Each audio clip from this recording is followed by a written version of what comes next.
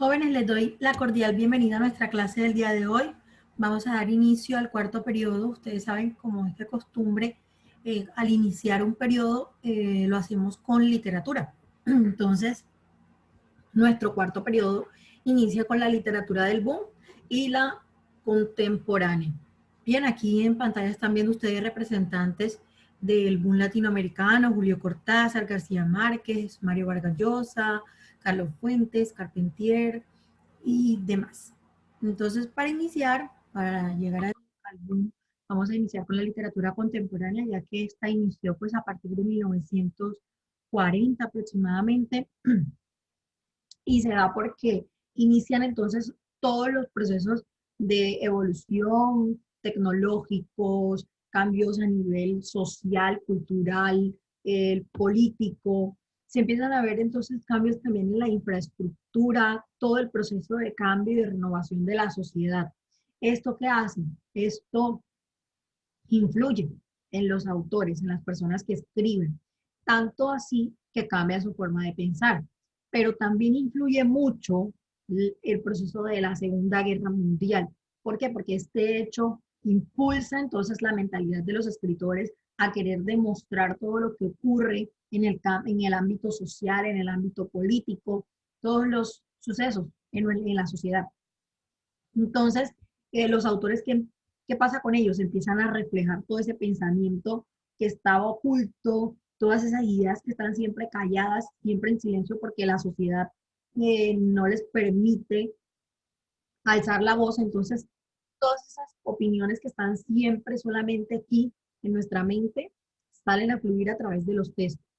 Bien, entonces ya no van a ser eh, historias, sucesos que quieren divertirte, que quieren hacerte reír, nada de eso. Quieren mostrarte lo que sucede en realidad en la sociedad.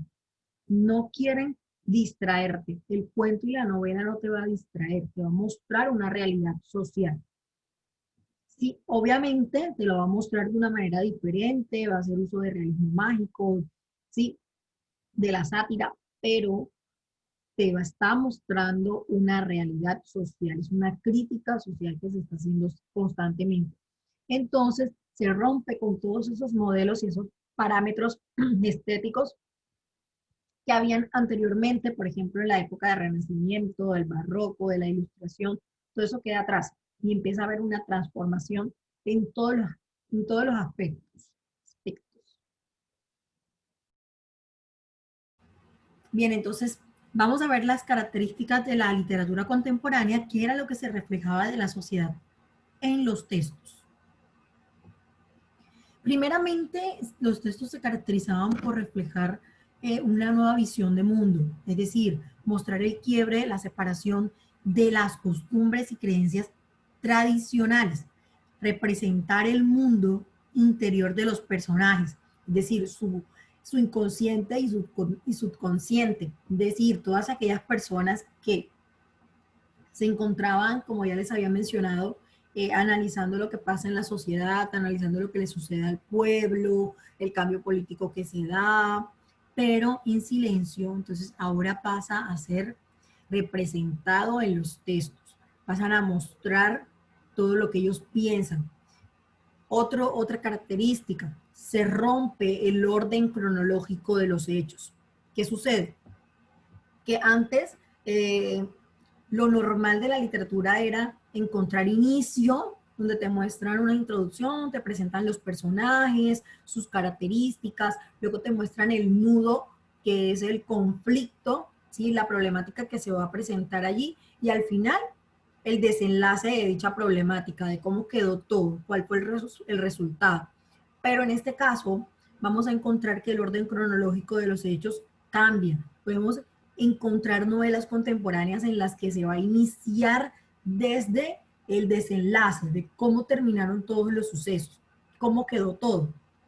Y de allí partimos entonces a flashback, es decir, recordar, volver al pasado, entonces traer todos esos acontecimientos que permitieron que la historia quedara de tal forma. Entonces, por eso decimos que el orden cronológico de los sucesos se rompe, ¿sí? Porque ya no va a ser más lineal, Ahora viene con un orden distinto. Otra característica, no existe una única voz del narrador que todo lo sabe. No siempre va a estar allí el narrador omnisciente y únicamente este narrador, el omnisciente, el que todo lo sabe, o el que está presente en todas partes, el narrador omnipresente. No, va a estar entonces, va a haber multiplicidad de narradores. ¿Por qué? Porque no va a mostrarse solamente lo que le ocurre al personaje principal, sino que si esta persona, si este personaje se encuentra con vecinos, con amigos, con mamá, con abuelos, también se va a mostrar lo que ellos piensan y va a haber cambio de focalización. Puede que estoy leyendo la novela y se vuelve más compleja en este sentido, porque estoy leyendo la novela y está hablando el narrador y no sé en qué momento, tengo que detenerme y leer cuidadosamente porque no sé en qué momento ya está hablando otra persona.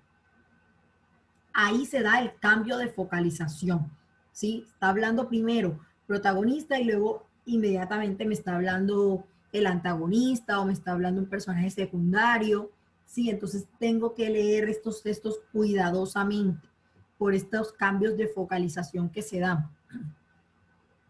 Existen tantos puntos de vista como narradores. Puntos de vista, ¿por qué?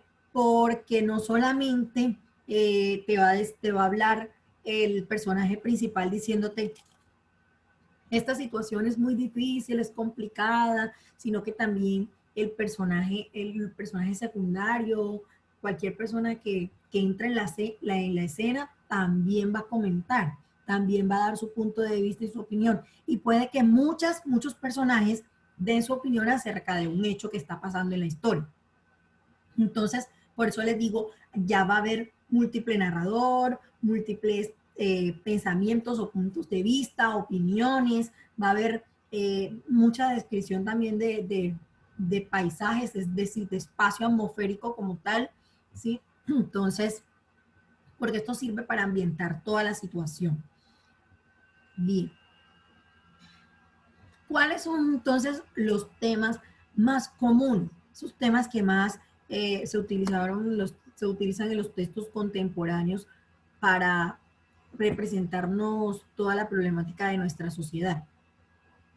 La desigualdad social, el terrorismo y la guerra, la alineación del ser humano en la sociedad, la forma en cómo el ser humano, la desigualdad social, nos muestra entonces no solamente desigualdad en lo económico, sino en lo social, en lo político, en lo religioso, no solamente en lo económico, porque pensamos quizás en desigualdad social cuando solo pensamos en que hay personas de estrato económico bajo que tienen dificultades y hay una desigualdad. No, también podemos encontrar conflictos en desigualdad social con respecto a partidos políticos, que hay unos que son que quizás tuvieron más problemas, que fueron atacados, ¿cierto? Hay personas que ni siquiera pertenecían a cierto partido político y fueron atacados.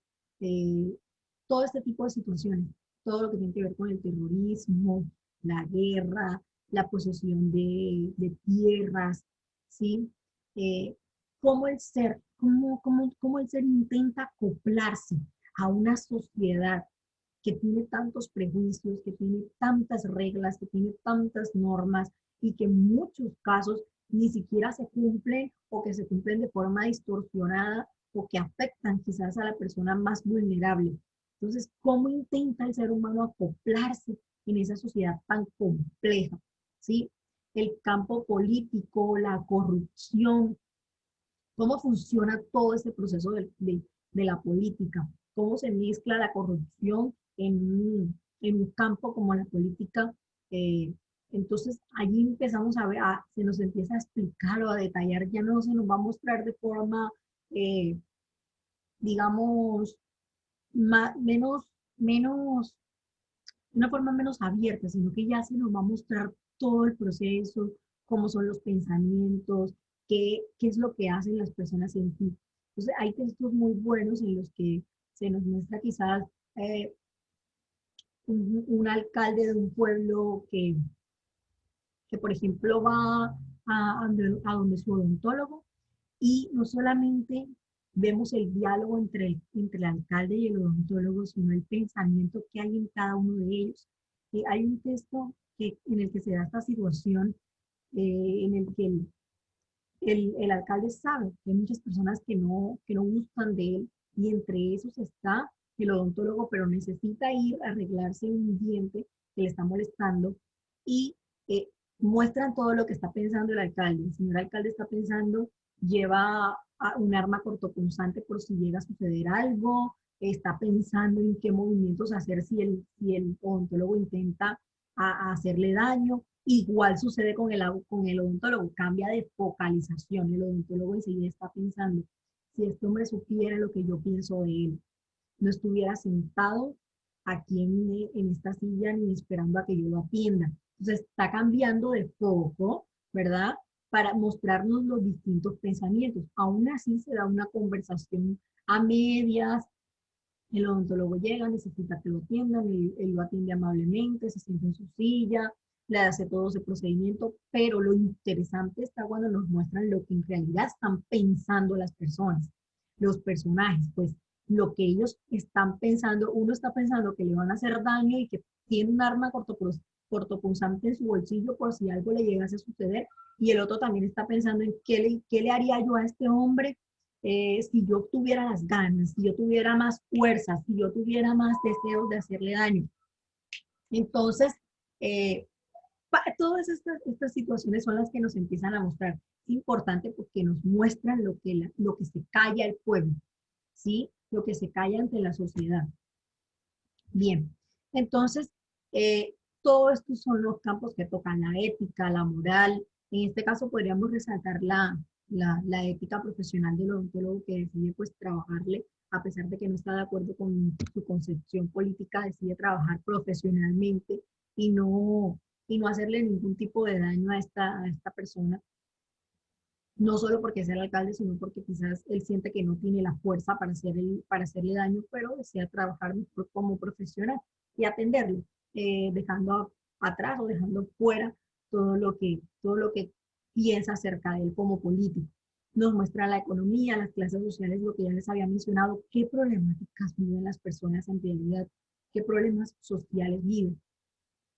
Entonces, la desigualdad de género, qué sufre una persona, cómo siente el rechazo de una persona cuando quizás no tiene eh, el género que el general, el, ¿cómo decirlo? La mayoría de las personas tienen. Entonces, sabe que el género es social, el sexo es biológico. Entonces, hay personas que se consideran un género, eh, de un tercer género, eh, o distinto al que estamos acostumbrados, al que está establecido por la sociedad hace muchos años y también por las religiones, y entonces se sienten rechazados, sienten que existe homofobia, hay xenofobia también, que tiene que ver ya con la no aceptación de las personas extranjeras y demás. Entonces, todo esto, todas estas temáticas son importantes y llegan a tomar un papel dentro de la literatura contemporánea. ¿Y qué sucede entonces con el boom? ¿Cuándo llega el boom? El boom entonces llega ya para los años 1960 y 1970. Ya esto es un fenómeno, es algo que llega a cambiar no todo esto, sino a traer algo más.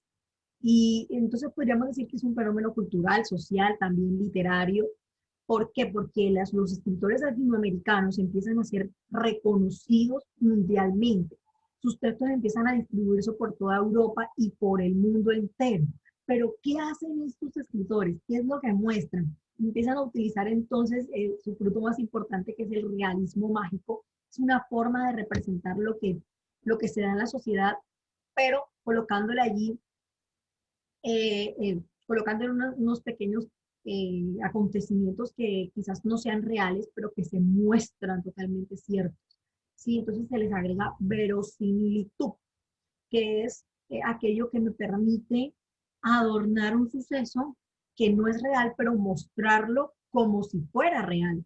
Entonces, empiezan a utilizarse nuevas palabras, a utilizarse groserías, blasfemias, un lenguaje inapropiado, pero estos neologismos son los que llegan a darle como que el toque porque ya muestran algo nuevo, lo que llega a nuestra sociedad. Neologismos son palabras nuevas, lo que adquirimos en nuestra lengua, palabras que adquirimos en nuestra lengua, como por ejemplo en nuestra época, palabras que se estén usando mucho, mucho, mucho y que no sean tan, que sean nuevas. La selfie, el WhatsApp, Instagram, TikTok, todas esas palabras son nuevas, ¿verdad? Lo que son, bueno, cuando decimos que voy a navegar por la web, las liposucciones, todos estos tipos, estos términos que empezamos a utilizar, quizás algunos ya existían, pero no se usaban y entonces ahora están como llegando como si fueran nuevos y se están usando con mayor proporción, entonces le llamamos neologismos, ¿verdad? ¿Y qué sucede también con el realismo mágico? Como ya les había mencionado, es una mezcla allí, una fusión entre lo que es ficción, lo que no es real y lo real. ¿Para qué? Para generar duda en el lector, para hacerle al lector dudar si lo que me están diciendo es real o no es real. Pero con todo esto se quiere mostrar la realidad. Cuando usted lea un texto contemporáneo, de la época del boom también, usted tiene que irse directamente a la contextualización de dicha época. ¿Qué va a hacer?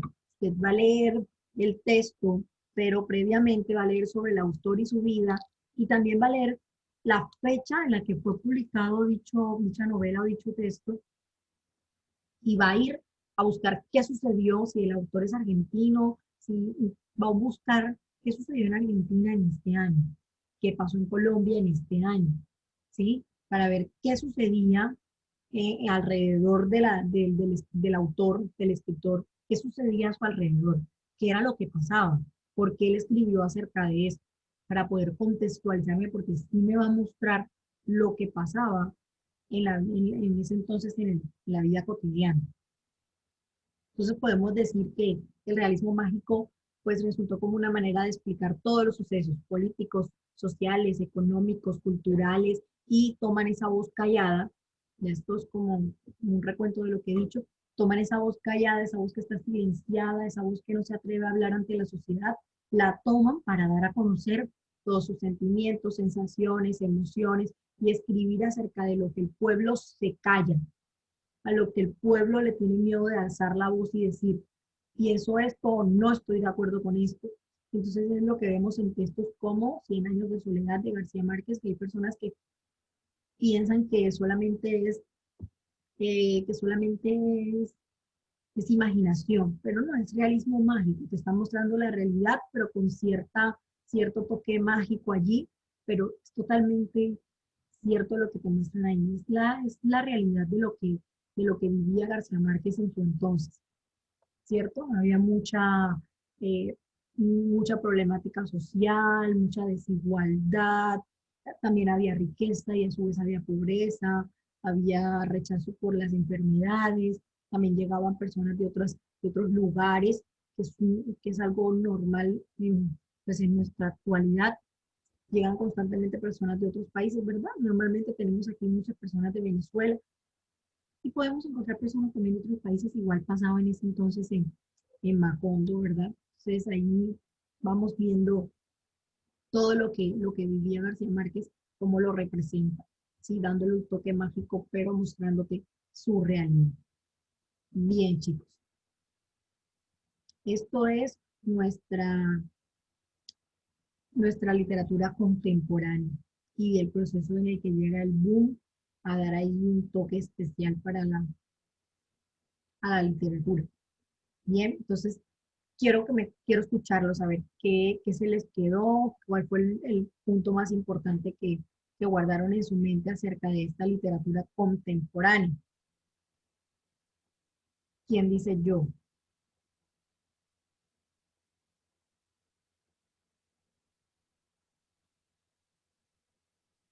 María Camila. La literatura contemporánea se caracterizó por mostrar una nueva manera, una nueva visión del mundo. Una nueva visión del mundo. ¿Qué más tiene aporte? Bueno, Que mostraba la realidad, pero de manera más como agradable, tratar de disimularla y darle como magia, o sea, la transformaba, pero no dejaba de perder la esencia de ser realidad. Eh, eh,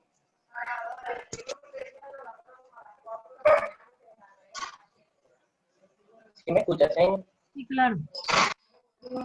Bueno, lo que buscaba era transformar la realidad, darle un toque como de magia, ajá, para disimularla, pero siempre trataba de mostrar la realidad como era. Eh,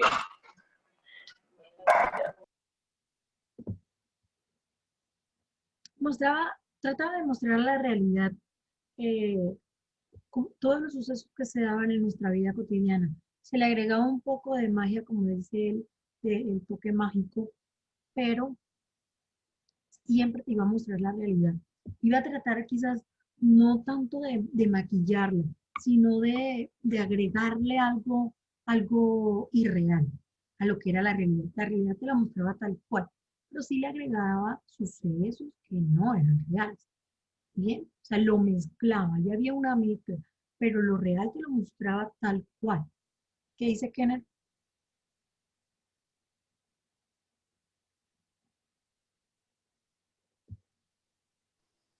Pequeño que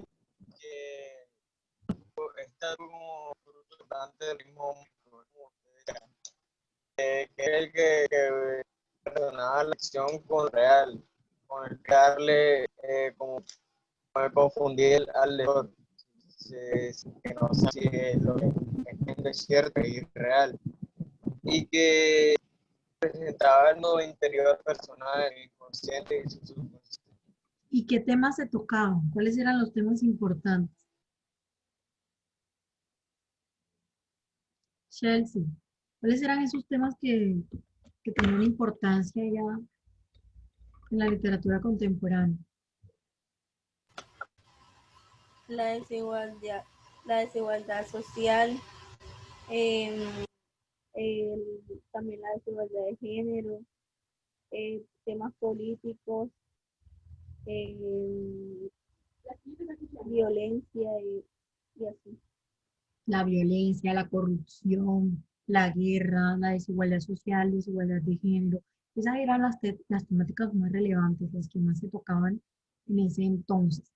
Bien, chicos, entonces esta ha sido nuestra retroalimentación acerca de la temática. Espero que sigan con el proceso, sigan realizando las actividades, viendo los videos, tomando los apuntes pertinentes, ¿sí? Para que puedan pues adquirir los conocimientos de forma adecuada.